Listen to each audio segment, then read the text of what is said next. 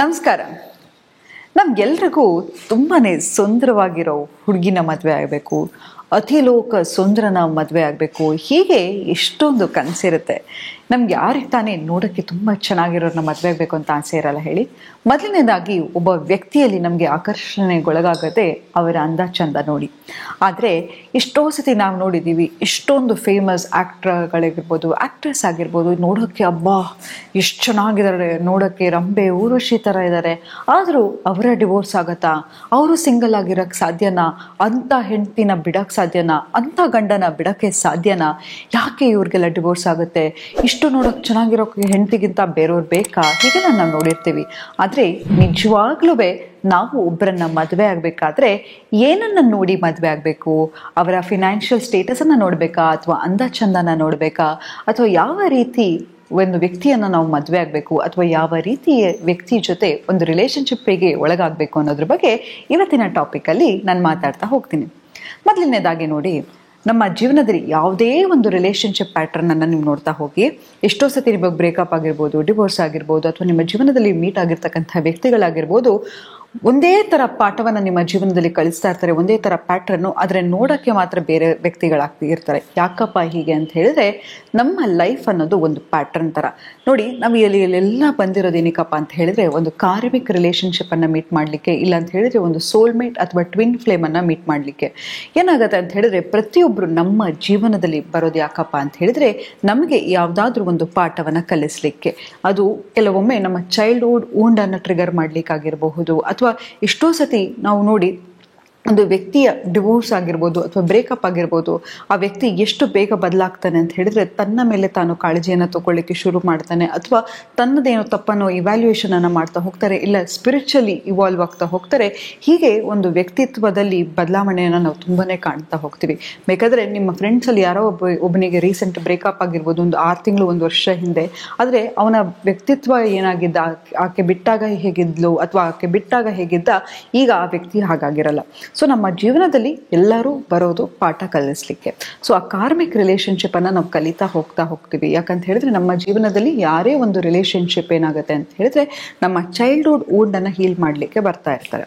ಆದರೆ ನಾವು ಪಾಠವನ್ನು ಕಲಿದೇ ಹೋದರೆ, ಅದೇ ಪಾಠವನ್ನು ಕಲಿಸ್ಲಿಕ್ಕೆ ಬೇರೆ ಬೇರೆ ವ್ಯಕ್ತಿಗಳು ಬರ್ತಾ ಹೋಗ್ತಾರೆ. ಹಾಗಾಗಿ ಯಾವುದೇ ಒಂದು ರಿಲೇಷನ್ಶಿಪ್ಪಿಂದ ನಾವು ಇನ್ನೊಂದು ರಿಲೇಷನ್ಶಿಪ್ಪಿಗೆ ಹೋಗಬೇಕಾದ್ರೆ, ಮೊದಲನೇದಾಗಿ ನಮ್ಮಲ್ಲಿ ಏನು ತಪ್ಪಿದೆ, ಏನನ್ನ ಬದಲಾವಣೆಯನ್ನು ಮಾಡ್ಕೋಬೇಕು. ಕೆಲವು ಸತಿ ನಾವು ಒಂದು ತಪ್ಪನ್ನು ಮಾಡ್ತೀವಿ. ಏನಪ್ಪ ಅಂತ ಹೇಳಿದ್ರೆ, ಅತಿ ಹೆಚ್ಚಾಗಿ ಪ್ರೀತಿಯನ್ನು ಕೊಟ್ಬಿಡೋದು.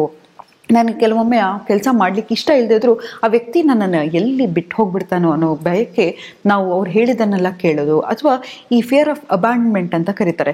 ಸದಾ ನನ್ನ ವ್ಯಕ್ತಿಯ ನನ್ನ ಬಿಟ್ಟು ಹೋಗ್ಬಿಡ್ತಾನೆ, ನನಗೆ ರೀಅಶ್ಯೂರೆನ್ಸ್ ಬೇಕು ಅಂತ ಪದೇ ಪದೇ ಆ ವ್ಯಕ್ತಿಯನ್ನು ಕೇಳ್ತಾ ಇರೋದಾಗಿರ್ಬೋದು, ಅಥವಾ ಒಂದು ರಿಲೇಷನ್ಶಿಪ್ಪಿಗೆ ಹೋಗೋದ ಕೂಡಲೇ ನಮ್ಮನ್ನು ನಾವು ಅಲ್ಲಿ ಕಳ್ಕೊಂಡು ಅವರ ಮೇಲೆ ಅತಿ ಹೆಚ್ಚಾಗಿ ಕಾಳಜಿಯನ್ನು ಕೊಡೋದನ್ನು ಮಾಡ್ತಾ ಹೋಗ್ತೀವಿ. ಆದರೆ ನಮಗೇನಂತ ಹೇಳಿದ್ರೆ, ಒಂದು ತಿಳ್ಕೊಳ್ಳಿ, ಯಾವತ್ತೂ ಅಷ್ಟೇ ಪಾರ್ಟ್ನರ್ಶಿಪ್ ಅಂತ ಯಾಕೆ ಕರೀತಾರೆ ಅಂತ ಹೇಳಿದ್ರೆ, ನೀವು ಖುಷಿಯಾಗಿರಿ, ನಿಮ್ಮ ಸಂಗಾತಿನೂ ಖುಷಿಯಾಗಿರಬೇಕು, ನೀವಿಬ್ಬರು ಒಟ್ಟಿಗೆ ಸೇರಿದಾಗ ಖುಷಿಯಾಗಿರೋದು ನಿಮ್ಮ ಜೀವನದ ಗುರಿಯಾಗಿರಬೇಕು. ಹಾಗಾಗಿ ಅಂತಹದ ಒಂದು ಮೋಟವನ್ನು ಇಟ್ಕೊಳ್ಳಿ.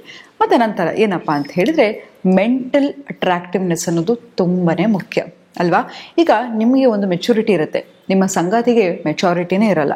ಒಂದು ಜಗಳ ಆಡಿದ್ರೆ ಜೋರಾಗಿ ಕಿರ್ಚಾಡೋದಾಗಿರ್ಬೋದು, ಕೋಪ ಬಂದರೆ ಬಾಯಿಗೆ ಬಂದ ಹಾಗೆ ಮಾತಾಡೋದಾಗಿರ್ಬೋದು, ಸಿಕ್ಕ ಸಾಮಾನನ್ನು ಎಸೆಯೋದಾಗಿರ್ಬೋದು, ಅಥವಾ ನಿಮ್ಮನ್ನು ಅವಾಚ್ಯ ಶಬ್ದಗಳಲ್ಲಿ ಮಾತಾಡೋದಾಗಿರ್ಬೋದು, ಸಿಕ್ಕ ಹೊರಟಿಗೆ ನಿಮ್ಮನ್ನು ಸಂಬಂಧ ಕಟ್ಟೋದಾಗಿರ್ಬೋದು, ಇದು ಯಾವುದೂ ಖಂಡಿತವಾಗ್ಲೂ ಪ್ರೀತಿ ಅಲ್ಲ. ಎಷ್ಟೋ ಸತಿ ನಾವು ಅನ್ಕೋತೀವಿ ಪೊಸೆಸಿವ್ನೆಸ್ ಅನ್ನೋದು ಪ್ರೀತಿ ಅಂತ. ಖಂಡಿತವಾಗ್ಲೂ ಅಲ್ಲ.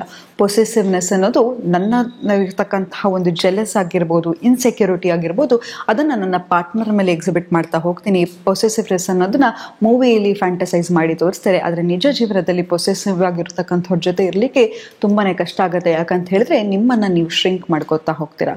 ಮತ್ತು ಯಾವುದೇ ಆಗಿರಲಿ ನೋಡಿ, ಜಗಳ ಬರುತ್ತೆ, ಮನಸ್ತಾಪ ಆಗುತ್ತೆ, ಇದೆಲ್ಲ ಸಂಬಂಧದಲ್ಲಿ ಇದ್ದೇ ಇರುತ್ತೆ. ಯಾವ ಸಂಬಂಧ ಕೂಡ ಜಗಳ ಇಲ್ಲದೆ ಇದ್ದರೆ ಆ ಸಂಬಂಧದಲ್ಲಿ ತುಂಬ ಬೋರಿಂಗ್ ಆಗುತ್ತೆ, ನಿಮ್ಮಿಬ್ಬರಿಗೂ ಗ್ರೋತ್ ಇರಲ್ಲ. ಆದರೆ ಯಾವಾಗ ಪ್ರತಿ ಸತಿ ಜಗಳ ಆಡಿದಾಗ, ಅಥವಾ ಪ್ರತಿ ಸತಿ ಏನೋ ಒಂದು ಮನಸ್ತಾಪ ಆದಾಗ, ನೀವಿಬ್ಬರು ಹೇಗೆ ಕೂತು ಕಮ್ಯುನಿಕೇಟ್ ಮಾಡಿ ಮತ್ತೆ ಆ ಸಂಬಂಧದ ಬುನಾದಿಯನ್ನು ಸ್ಟ್ರಾಂಗ್ ಮಾಡ್ತೀರಾ ಅನ್ನೋದು ತುಂಬಾ ಮುಖ್ಯ.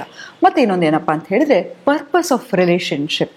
ನೋಡಿ, ನಮ್ಮ ಜೀವನದಲ್ಲಿ ಎಷ್ಟೋ ಜನ ಬರ್ತಾರೆ, ಎಷ್ಟೋ ಜನ ಹೋಗ್ತಾರೆ. ಆದರೆ ಪ್ರತಿಯೊಬ್ಬ ವ್ಯಕ್ತಿಗೆ ನೀವು ಎಷ್ಟು ಫೈನಾನ್ಷಿಯಲಿ ಇನ್ವೆಸ್ಟ್ಮೆಂಟ್ ಮಾಡ್ತೀರಾ, ಎಮೋಷ್ನಲಿ ಇನ್ವೆಸ್ಟ್ ಮಾಡ್ತೀರಾ, ಫಿಸಿಕಲಿ ಎಷ್ಟೊಂದು ಇನ್ವೆಸ್ಟ್ಮೆಂಟ್ ಮಾಡ್ತೀರಾ, ಇದೆಲ್ಲವನ್ನು ಮಾಡಿ ಕೊನೆಗೆ ಆ ವ್ಯಕ್ತಿ ನಿಮ್ಮ ಜೀವನದಲ್ಲಿ ಇಲ್ಲ ಅಂತ ಹೇಳಿದ್ರೆ ನಿಮ್ಮ ಎನರ್ಜಿ ಡಿಪ್ಲೀಟ್ ಆಗ್ತಾ ಹೋಗುತ್ತೆ. ಹಾಗಾಗಿ ನಿಮ್ಮ ಜೀವನದಲ್ಲಿ ಒಂದು ಗುರಿಯನ್ನು ಇಟ್ಕೊಳ್ಳಿ, ನನ್ನ ಜೀವನದಲ್ಲಿ ಟೆಂಪ್ರರಿ ಜನಗಳಿಗೆ ಅವಕಾಶ ಇಲ್ಲ ಅಂತ. ಯಾವತ್ತೂ ತಿಳ್ಕೊಳ್ಳಿ, ಯಾರನ್ನ ಮೀಟ್ ಮಾಡಿದ್ರು ಕೂಡ ನಿನ್ನ ಸಂಬಂಧವನ್ನು ಎಲ್ಲಿ ತೊಗೊಂಡು ಹೋಗಬೇಕು ಅಂತ ಇದೆಯಾ. ಯಾರೇ ಹೇಳಿದ್ರು ಲೆಟ್ಸ್ ಗೋ ವಿತ್ ಫ್ಲೋ ಅಂತ ಹೇಳಿದ್ರೆ ಅಂಥ ರಿಲೇಷನ್ಶಿಪ್ಪಲ್ಲಿ ಇರ್ಲಿಕ್ಕೆ ಹೋಗ್ಬೇಡಿ. ಯಾಕಂತ ಹೇಳಿದ್ರೆ ಸರ್ಟಿನಿಟಿ ಅನ್ನೋದು ತುಂಬಾ ಮುಖ್ಯ. ಯಾವಾಗ ನಮಗೆ ಅನ್ಸರ್ಟಿನಿಟಿ ಇರುತ್ತೆ, ನಾಳೆ ಏನಪ್ಪ ಅನ್ನೋ ಒಂದು ಮೋಟೋ ಇರಲ್ಲ, ಗುರಿ ಇರಲ್ಲ, ಆಗ ನಮಗೆ ಆತಂಕಕ್ಕೊಳಗಾಗ್ತೀವಿ. ನೋಡಿ, ನಾವೊಂದು ಸಂಬಂಧಕ್ಕೆ ಯಾಕಪ್ಪ ಹೋಗ್ತೀವಿ ಅಂತ ಹೇಳಿದ್ರೆ ಖುಷಿಯಾಗಿರ್ಲಿಕ್ಕೆ. ಆದರೆ ಆ ಸಂಬಂಧ ನಿಮ್ಮನ್ನು ತಿಂತ ಹೋದರೆ ಖಂಡಿತವಾಗ್ಲೂ ಅದು ಒಳ್ಳೆ ಸಂಬಂಧ ಅಲ್ಲ. ಹಾಗಾಗಿ ಫಸ್ಟು ನೀವು ಸ್ಟ್ರಾಂಗ್ ಆಗ್ತಾ ಹೋಗಿ, ನೀವು ಹೈಯರ್ ವೈಬ್ರೇಷನಲ್ಲಿ ಆಗ ಒಂದು ಒಳ್ಳೆ ಉನ್ನತವಾದ ಒಂದು ಪಾರ್ಟ್ನರನ್ನು ಅಟ್ರಾಕ್ಟ್ ಮಾಡ್ತೀರಾ ಅಂತ ಹೇಳ್ತಾ ಇವತ್ತಿನ ಸಂಚಿಕೆಯನ್ನು ನಾನು ಮುಕ್ತಾಯಗೊಳಿಸಿದ್ದೀನಿ. ಧನ್ಯವಾದಗಳು.